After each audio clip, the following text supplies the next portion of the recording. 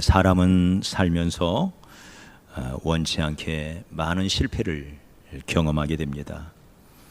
우리가 도전하고 시도하고 또 목표를 향하여 달려가지만 그 목표에 다다를 때는 그렇게 많지 않은 것이 우리의 솔직한 인생이기도 한 것이죠. 이 실패 참 고통스럽죠. 실패가 아무리 성공의 어머니라 할지라도 실패 자체가 기쁨일 수는 없어요. 참 고통스러운 것, 이게 실패입니다. 자, 이 고통스러운 실패, 성공하는 사람들은 말합니다. 수많은 실패의 바로 한 걸음 뒤에 성공이 있었다. 승리가 있었다. 네. 그러니까 실패를 딛고 일어설 때 바로 그 뒤에 따라오는 게 승리더라, 그 말이죠. 어떻게 우리가 이 실패를 딛고 일어설 수가 있을까? 우리는 바로 이 아이성 전투를 통하여 배워야 할 교훈이 바로 이 부분이에요. 네. 우리가 여리고성 전투를 살펴보았죠. 여리고성은 불가능의 성이었습니다. 이 불가능의 성을 어떻게 뛰어넘는지 우리가 지난주와 이번 주에 걸쳐 이제 두 번째 성 아이성, 이 아이성은 실패의 성이에요. 실패의 성. 이 실패의 성을 어떻게 딛고 뛰어넘어 갈 수가 있을까? 아이성 정복의 원리를 우리가 잘 배우고 우리 삶에 적용한다면 우리의 신앙의 삶에, 신앙적인 우리의 성공적인 신앙인의 삶을 사는데 큰 유익이 될 것입니다. 자, 실패를 뛰어넘으려면 지난주에 살펴본 것처럼 먼저 실패의 원인을 정확하게 알아야 돼요. 바른 진단 후에 바른 처방이 내리는 거거든요. 원인 분석을 정확하게 해야 거기에 따른 대처가, 이 적절한 대책이 나오게 되는 것이죠. 실패의 성을 뛰어넘기 위하여 실패의 성에 갇힌 이유를 알아야 돼요. 왜 아이성에서 넘어졌나? 그 이유를 알아야 돼요. 그리고 그 이유를 제거해야 돼요. 실패의 성 앞에서 주저앉아 밤새 눈물 흘리며 울고 있는 이 이스라엘 백성들에게 우리 하나님이 뭐라고 말씀하셨을까? 네, 우리 7장 11절 우리 다시 한번 넘어가 볼까요? 7장 11절 앞에, 자, 우리 다 같이 시작. 이스라엘이 범죄하여 내가 그들에게 명령한 나의 언약을 어겼으며 또한 그들이 온전히 바친 물건을 가져가고 도둑질하며 속이고 그것을 그들의 물건들 가운데 두었느니라.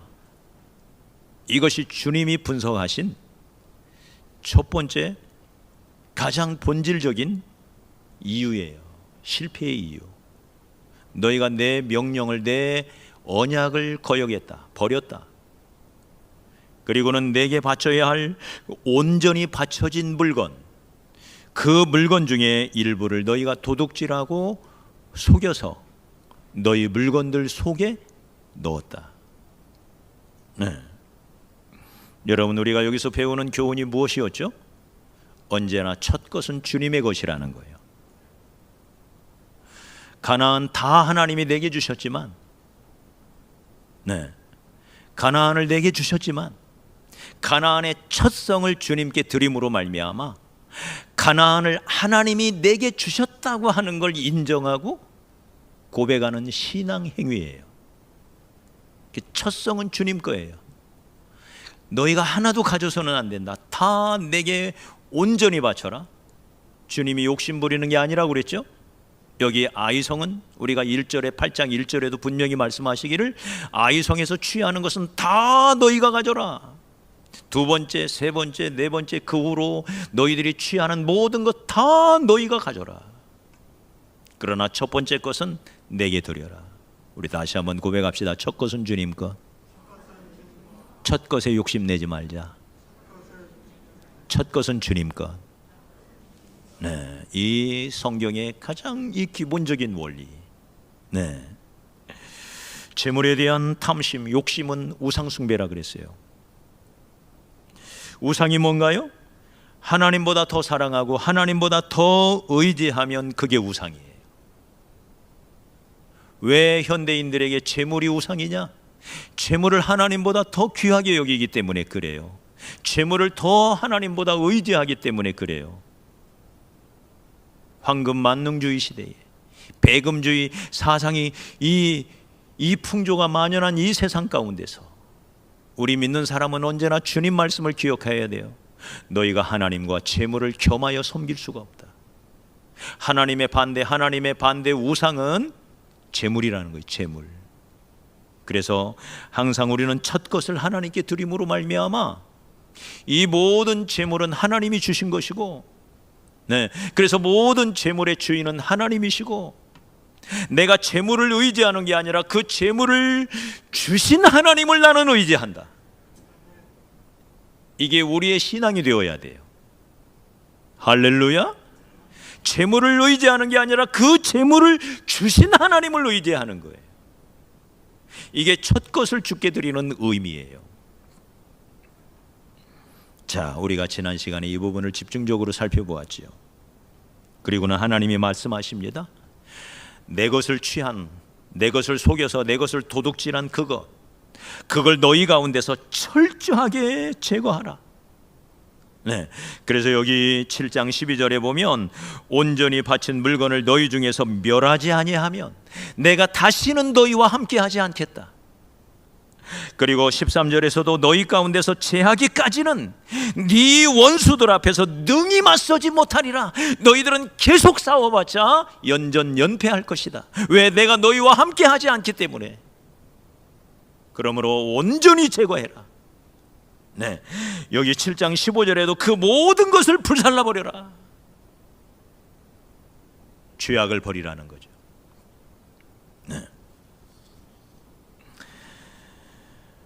결코 우리의 죄를 피할 수가 없어요. 아간은 그걸 훔쳐가지고는 아무도 모르게 자기 장막 깊은 곳을 파고 거기다가 꽁꽁 숨겨놨어요. 아무도 모를 거야. 그러나 결코 피할 수가 없어요. 제비를 뽑습니다. 먼저 12지파 족장을 불러요. 그 중에 제비를 뽑았더니 유다지파가 뽑혔어요. 그래서 유다지파 중에 모든 족속의 족장들을 또 다 불러요. 그랬더니 그 중에 여기 16절 이하에 보면 세라 족속이 뽑혀요. 세라 족속. 그래서 세라 족속 중에 모든 남자를 나오게 해라. 그랬더니 삽디가 뽑혀요. 삽디에게 속한 모든 남자만 남아 있어라.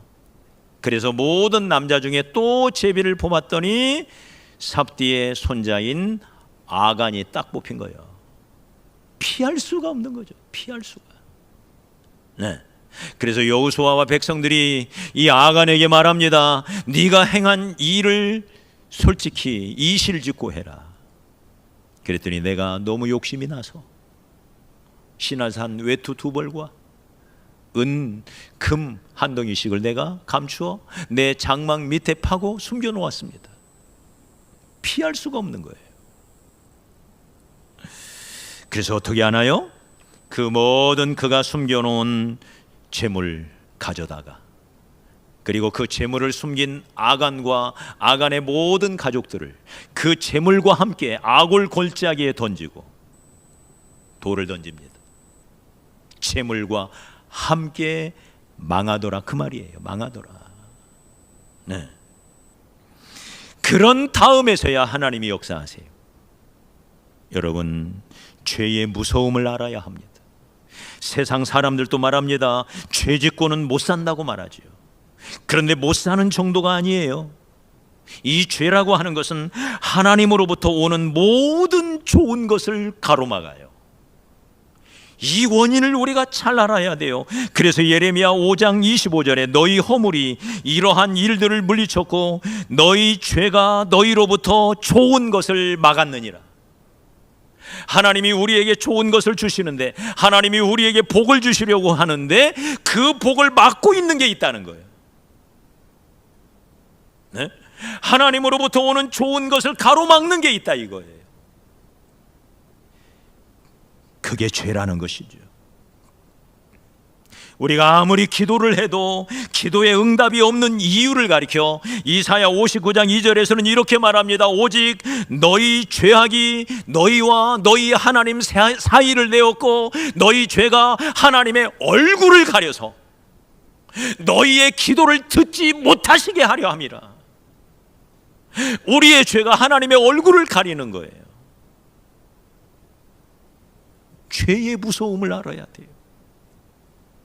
내가 왜 실패하는가? 내가 왜 아이성에서 헤어나오지를 못하는가? 내 삶에 왜 끊임없는 실패가 계속되는가? 하나님의 분석입니다.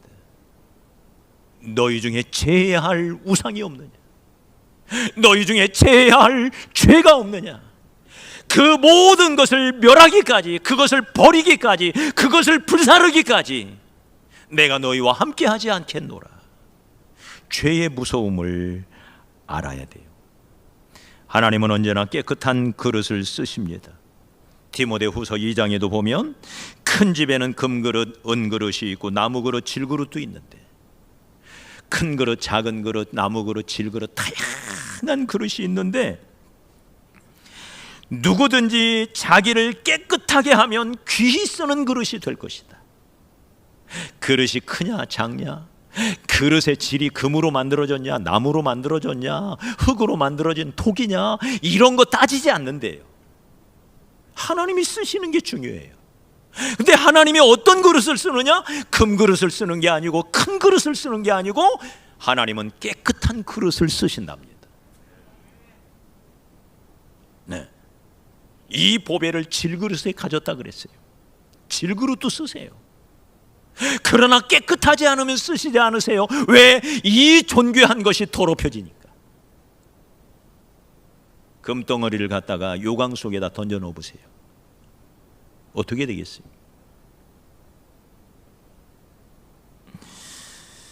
그래서 회개가 중요한 이유가 여기 있습니다. 하나님께 나아갈 때마다 하나님 앞에 혹시 하나님으로부터 오는 좋은 것을 가로막고 있는 죄가 없는지를 살펴보면서 하나님 앞에 늘 회개하는 마음, 그리고 오늘 이 본문은 참된 회개가 무엇인지를 가르쳐줘요. 입술로만 주여 잘못했습니다 잘못했습니다 입으로만 주여 주여 하는 자가 천국에 들어가는 게 아니라 그랬어요. 우리의 행위를 고쳐야 돼요. 철저히 제거하라 그 말이에요. 너희 중에서 멸하지 아니하면 너희 가운데서 제하기까지는 불살라버려라. 철저히 제거해라. 돌아서라 이 말이에요. 우리의 망령된 행실로부터 철저히 돌아설 때 그때 하나님이 함께 하시는 거예요. 아이성에서 빠져나오는 첫 번째 비결이에요. 거듭된 실패로부터, 실패의 성으로부터 벗어나는 첫 번째 방법이 우리 주님의 처방이에요. 이게 너희 죄 때문에 그러니 죄를 제거하라. 그래야 내가 너희와 함께 할 거다.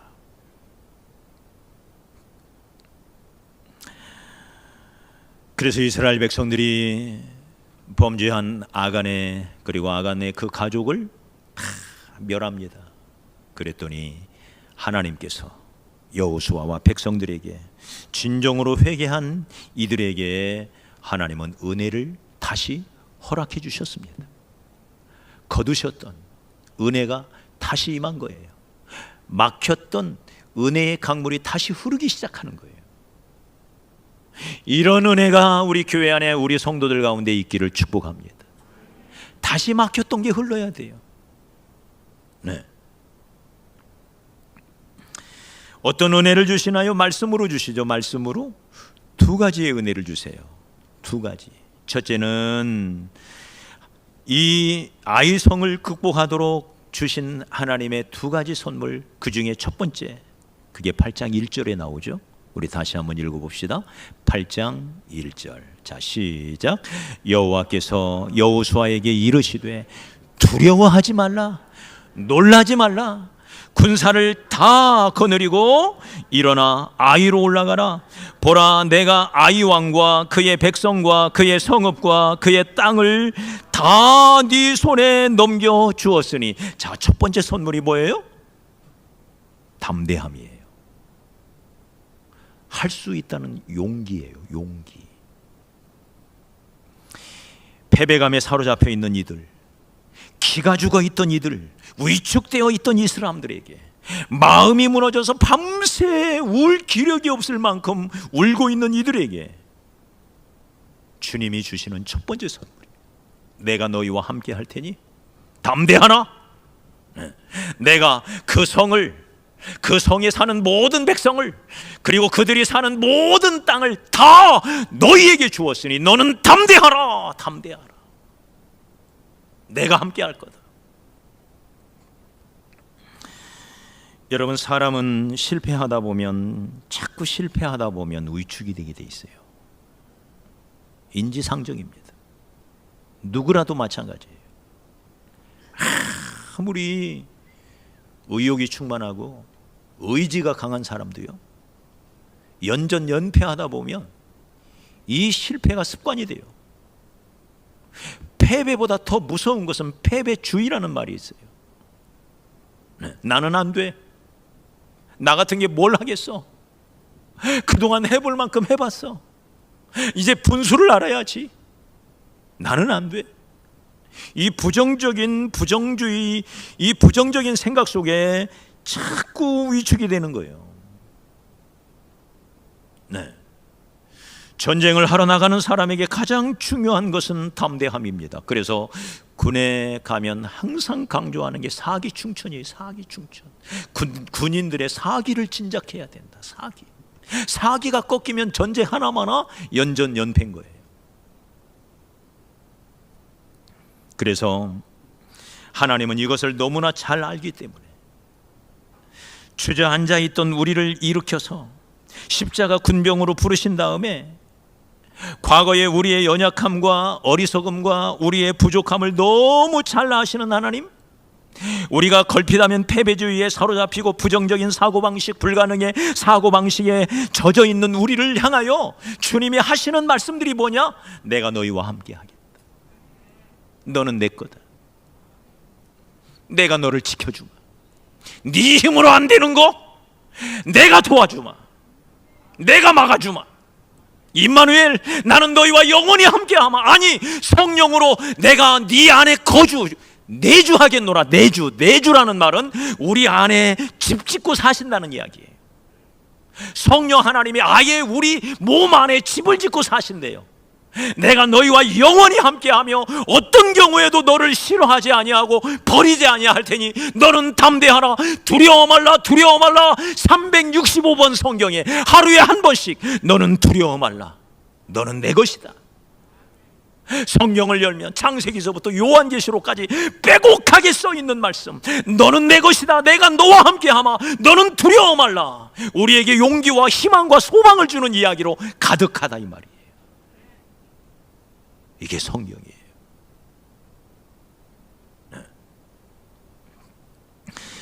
우리는 조금만 힘들어도 아이고 죽겠다, 못해 먹겠다, 다 죽었다, 너무 어렵다. 그래서 도망갈 궁리부터 하는 거예요. 조금만 힘들어도. 타락한 인간의 본성이 우리 안에 여전히 남아있어요. 왜? 이해가 되죠? 어려서부터 잘하려고 해봤지만 잘한 것보다 못한 게 더 많은 것 같지 않아요? 공부 잘하고 싶었지만 늘 1등을 꿈꿔봤지만 1등 하기가 어디 쉽던가요? 안 되는 게 너무 많았잖아요. 이게 우리예요.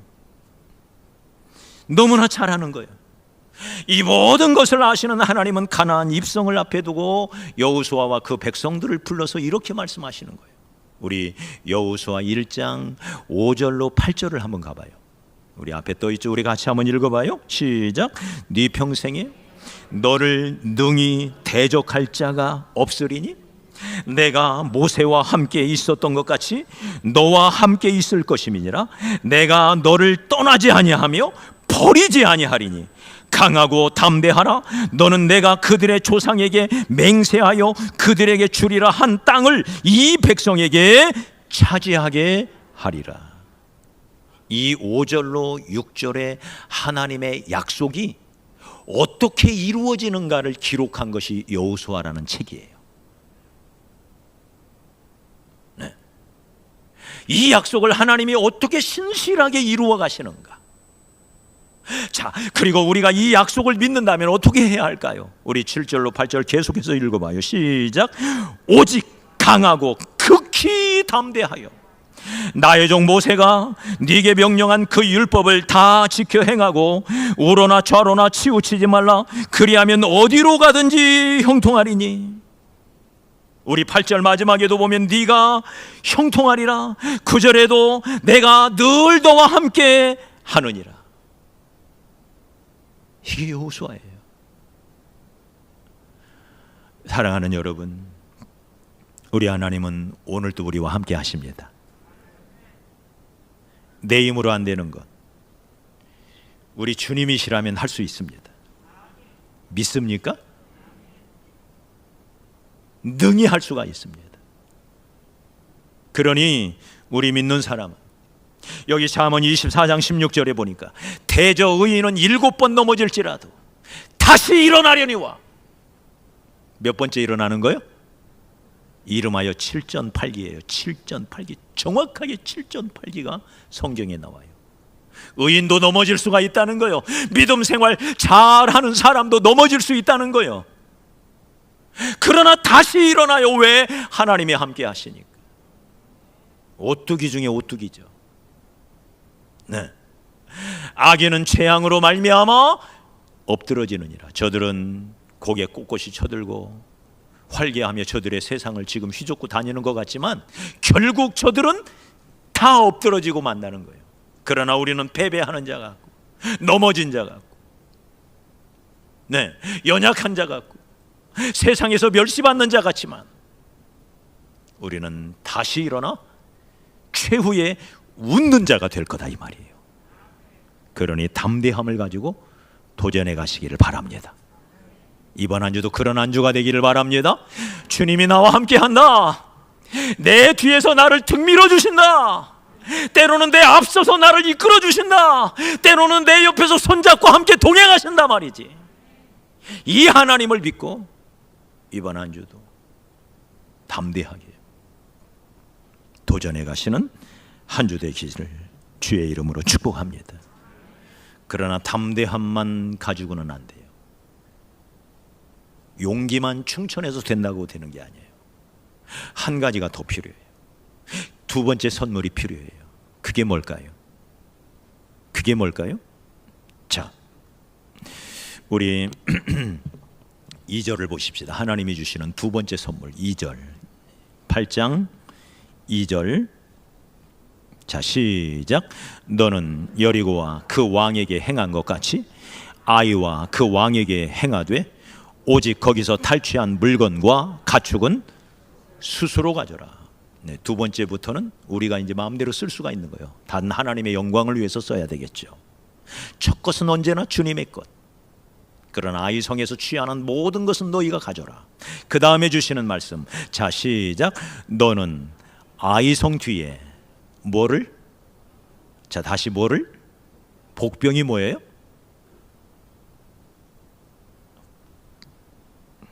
매복수를 지금 하나님이 시전하고 있는 거예요. 여러분, 우리가 아이성 전투와 여리고성 전투는 엄청난 차이가 있어요. 여리고성 전투는 온 백성이 그냥 뺑뺑 돌다가 소리 한번 지르는 거잖아요. 7일 동안 13바퀴를 돌았잖아요. 네. 여리고성 전법을 우리는 황당전법이라 할 수가 있어요. 황당하기 이를 데 없잖아요. 네. 여기 이 아이성 전투는 그에 비하여 성경에 나오는 손자병법이에요. 사용할 수 있는, 활용할 수 있는 모든 지혜를 총동원해요. 이 교훈을 우리가 마음속에 잘 새겨야 돼요. 때로는 여리고성 작전으로, 때로는 아이성 작전으로. 이 둘 사이에 적절한 조화와 균형.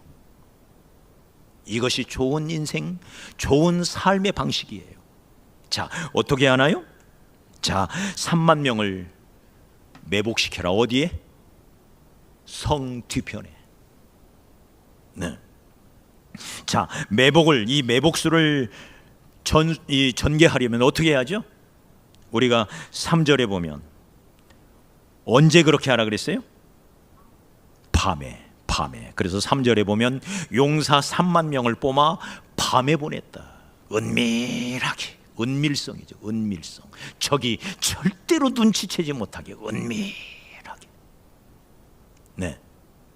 아마 얼굴에는 숯검정을 다 바르고, 우리 군대 다녀오신 분들 그렇죠? 위장을 하기 위하여, 네, 다 숯검정을 새까맣게 바르고, 네. 그리고는 덕지덕지 나무 가지며 몸에 어깨에다 꽂고 말이에요. 그리고는 매복하고 있는 거예요. 숨죽여 숨어 있는 거예요. 그것뿐이 아니죠. 4절에 보면 너무 멀리 가지 말아라. 기동력을 위하여, 기동성을 위하여 너무 멀리 가지 말아라. 그리고 스스로 준비하고 있어라. 늘 긴장의 끈을 놓지 말아라. 긴장하고 있어라. 그리고는 5절로 6절에 보면 유인수를 또 씁니다. 너희가 뒤에 숨어 있는 동안 우리는 내일 아침 일찍 저들의 정면으로 가서 승부를 걸 거다. 그러다가 조금 싸우는 척 하다가 패배하는 척 뒤로 우리는 물러날 것이다. 거짓으로 패한 척 할 거다. 유인수를 쓰는 거예요. 그러면 저들이 이렇게 말할 거다. 자, 저놈들 별거 아니네. 어제도 우리 앞에 쩔쩔매더니 오늘 또 저놈들 다 도망가고 있네. 우리 쳐들어가자 하고는 문을 열고 다 나올 거다. 유인하라 이 말이에요. 그러면 너희들은 뒤에 숨어 있다가 그 성으로 냉큼 들어가가지고 들어가자마자 다 불을 질러버려라. 이게 뭐예요? 두려움과 공포심을 유발하라는 거예요. 들어가자마자 다 불을 질러버려라. 그리고는 여기 12절에 보면 매복이 그걸로 끝나는 게 아니에요. 또 5천 명의 용사를 뽑아서 성 서쪽 편에다가, 동쪽에는 도망갈 수가 없어요. 산이 있어서 틀림없이 서쪽으로 도망갈 거니까 그 잔당마저 다 잡아야 하니까 5천 명 또 서쪽에 매복을 지켜놓는 거예요. 철저히 전략적으로 움직이죠. 온갖 지혜를 짜내는 거죠. 사랑하는 여러분, 지혜가 이렇게 중요한 거예요. 배짱만 가지고 되는 게 아니에요. 믿음만 가지고 되는 게 아니에요. 담대함만 가지고 되는 게 아니에요. 담대함과 또 하나 지혜가 필요해요. 그래서 잠언 4장 6절로 8절에 보니 지혜를 버리지 말라. 그가 너를 보호하리라. 그를 사랑하라. 그가 너를 지키리라. 지혜가 제일이니 지혜를 얻어라. 네가 얻은 모든 것을 팔아서 지혜를 사라. 명철을 얻을지니라. 그를 높이라. 지혜를 높이라. 그리하면 그 지혜가 너를 높이 들리라. 만일 지혜를 품으면 지혜가 너를 영화롭게 하리라. 할렐루야. 지혜롭지 못한 사람이 성공할 수 없습니다. 지혜로워야 돼요. 우리의 삶의 모든 영역에 필요한 것, 지혜인 것입니다. 지혜. 그래서 지혜가 얼마나 소중한지, 지혜라고 하는 단일 주제를 가르치기 위하여 하나님은 성경 66권 중에 2권, 잠언과 전도서를 빼내가지고, 이것만 봐도 하나님이 얼마나 지혜를 강조하는지 우리는 알 수가 있어요. 지혜로워야 돼. 주님께서도 말씀하십니다. 내가 너희를 보냄이 마치 양을 늑대 가운데 보내는 것과 같다. 그러니 비둘기같이 순결하고 뱀같이 지혜로워라. 이게 세상에서 우리가 사명을 감당하고 신앙인으로서 살아가는 삶의 방식이에요. 비둘기같이 순결하고 동시에 뱀같이 지혜로워야 한다. 너무나 순결하기만 하면 쑥맥이 돼요. 너무 지혜롭기만 하면 사기꾼이 돼요. 순결함과 지혜가 같이 있을 때, 이 둘이 조화를 이룰 때 아름다운 신앙인이 되는 거죠.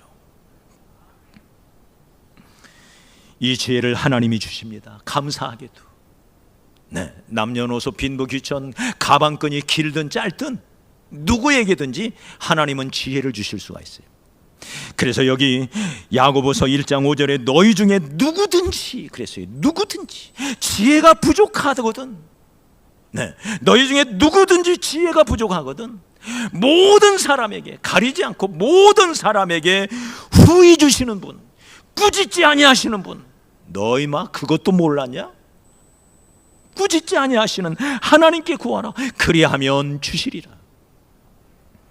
이런 지혜를 다니엘에게 주셨습니다. 이런 지혜를 솔로몬에게 주셨습니다. 그 하나님은 우리의 하나님이십니다. 그러므로 날마다 기도할 때마다 하나님, 제가 지혜로운 사람이 되게 해 주십시오. 진정한 지혜, 하늘로부터 내려오는 지혜, 소탐대시라는 지혜가 아니라 진정한 지혜. 하나님은 영광을 받고 나는 행복하고 모든 사람을 유익하게 하는 진정한 지혜. 이런 지혜를 하나님 주십시오. 너희 중에 누구든지 지혜가 부족하거든 후히 주시고 꾸짖지 아니하시는 하나님께 구하라. 그리하면 주시리라. 날마다 지혜를 구하는 우리가 되어야 할 줄 믿습니다. 마지막으로 한 가지 더, 이 실패의 성에서 빠져나오는 네 번째 하나님의 처방이 있어요. 아이성 정복의 비밀이에요. 네 번째, 어떻게 해야 될까요? 네 번째, 최선을 다하는 것입니다. 최선을. 왜 아이성에서 넘어졌죠? 청탐하고 돌아와서 말합니다. 가보니까 저들은 작은 성이야.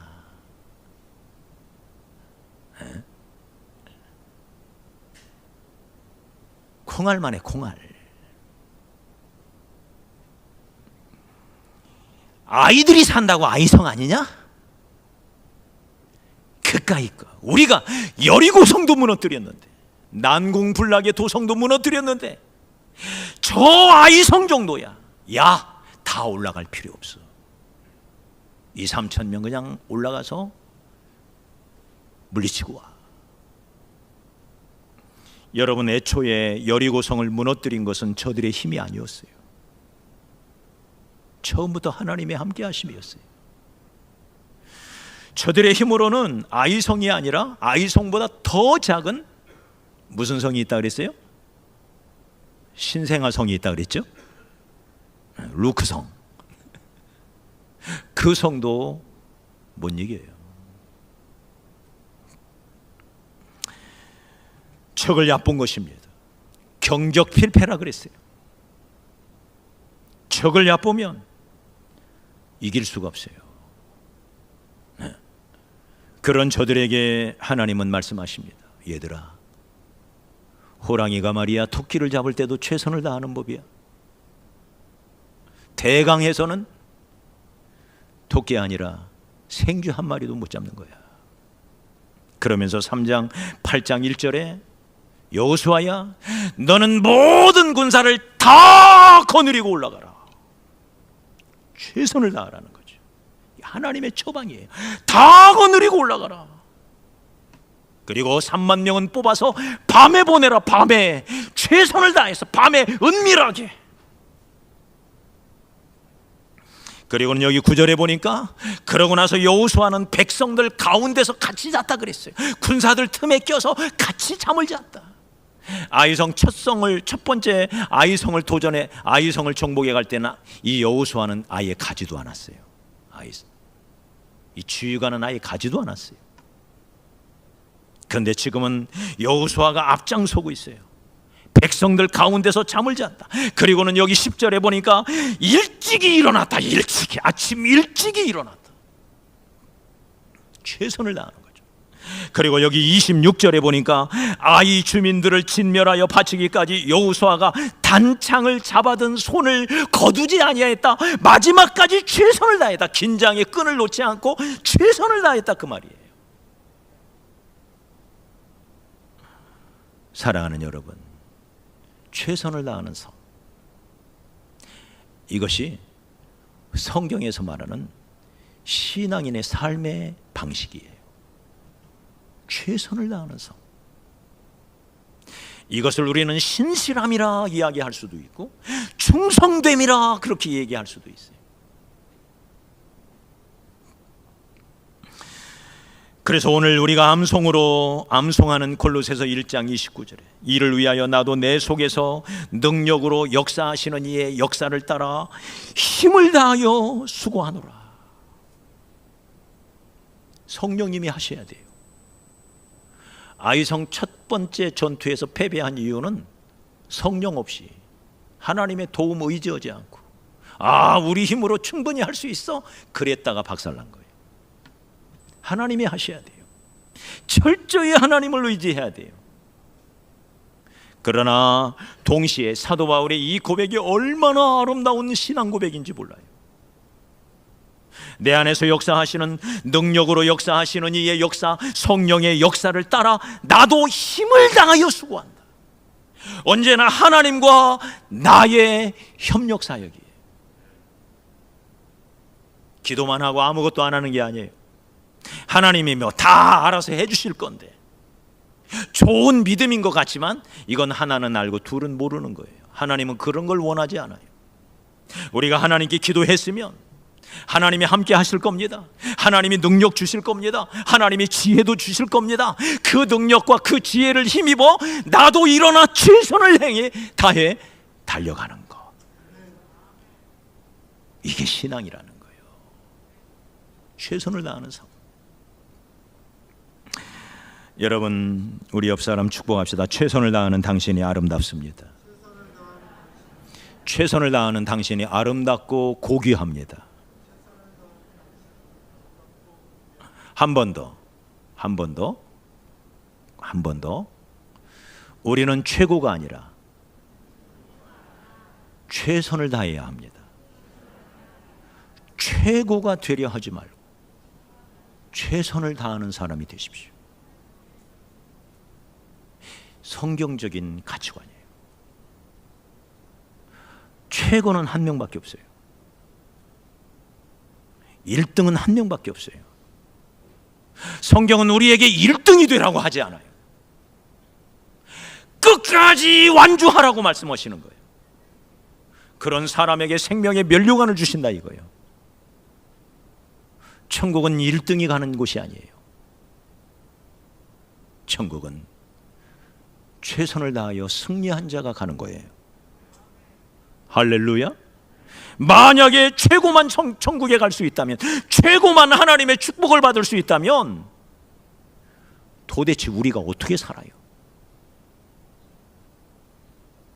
성경은 우리가 최고가 되라고 하지 않아요. 1달란트 받은 사람은 죽었다 깨어나도 5달란트를 따라갈 수가 없어요. 10달란트를 따라갈 수가 없어요.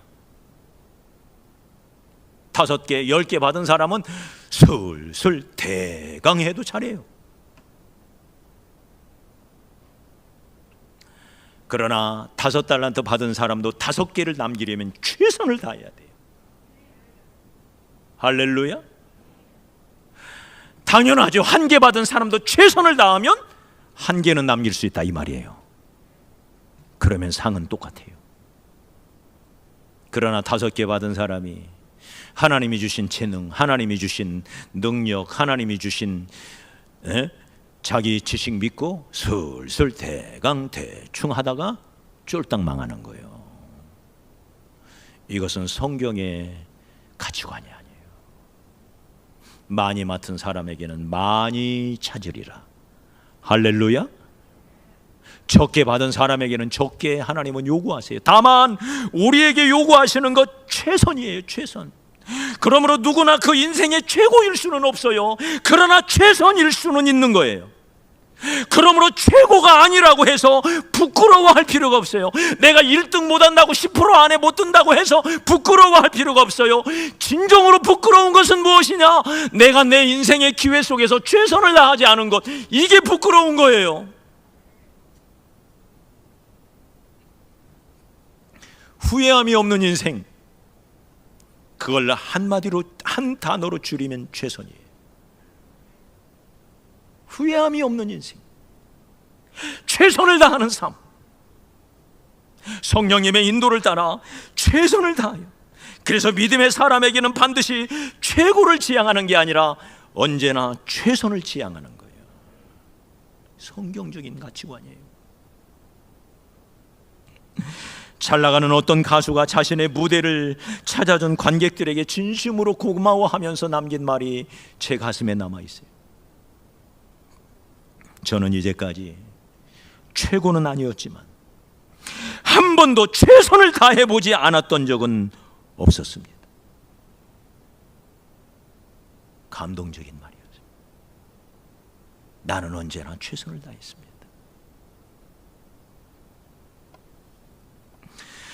최고가 되려고 하는 사람은 주변 사람들에게 상처를 줄 수가 있어요. 그래서 주위에 적이 많습니다.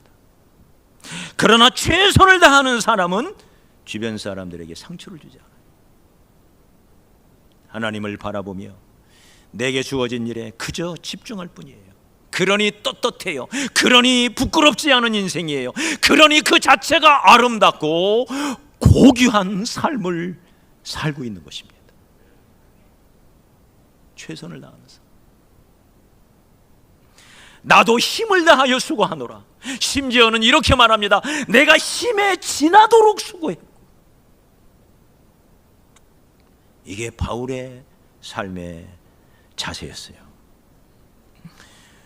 어떤 분은 칼럼에서 이렇게 말했더라고요. 최선이 뭐냐? 최선이라는 산모가 아이를 낳을 때 쓰는 힘, 이게 최선이다. 네? 저는 아이를 낳지 못해서 이게 뭔지는 우리 남자들은 잘 모르겠죠? 남자들의 말로 바꿔보면 이렇게 노래할 수가 있어요. 힘내라 힘, 힘내라 힘. 어디까지? 전 먹던 힘까지. 이게 최선이에요. 이 최선. 전 먹던 힘까지 최선을 다하는 것. 이게 아름다운 인생인 거예요. 그래서 하나님께서 적을 얕보다가 패배해서 눈물 찔찔 흘리고 있는 이 여호수아와 이스라엘 백성들을 불러서 말합니다. 최선을 다해야 된다. 내가 너희를 도와줄 것이 틀림없지만, 내가 너희와 함께 할 것이지만 너희도 최선을 다해야 된다. 그때 아이성이 무너진 것입니다. 할렐루야. 그때 이 실패의 성을 우리는 뛰어넘어 가는 것이죠. 사랑하는 여러분, 한 번 패배한 사람, 실패한 사람도 하나님이 쓰십니다. 하나님은 그들에게 두 번째 기회를 주세요. 세 번째, 네 번째 기회를 주세요. 기회의 숫자가 하늘의 별처럼 많아요. 믿음 안에서는 그래요. 하나님 안에서는 그래요. 그러므로 내가 지난날 패배했다고, 내가 지난날 실패하는 인생을 살았다고 해서 결코 좌절하지 마십시오. 한숨 쉬고 있지 마십시오. 담대함으로 일어서시기 바랍니다. 일어서는 자에게 하나님은 능력을 주실 거예요. 또 지혜를 주실 거예요. 하고자 하는 자를 하나님은 도와주실 거예요. 여호와 이레의 하나님이 필요한 것들을 예비해 놓고 기다리고 계실 거예요. 때로는 목자가 돼서 우리를 선한 길로 인도하실 거예요. 방패가 돼서 우리를 해치려는 마귀의 원수의 세력으로부터 우리를 지켜주실 거예요. 그러니 일어나십시오. 대저 의인은 7번 넘어질지라도 다시 일어나려니와 우리는 다시 일어나는 거예요. 이 회복의 해 2021년 벌써 상반기가 지나가고 있습니다. 우리 모두가 힘을 다해 일어나서 주의 영광을 위하여 달려가는 저와 여러분이 되어야 할 줄 믿습니다.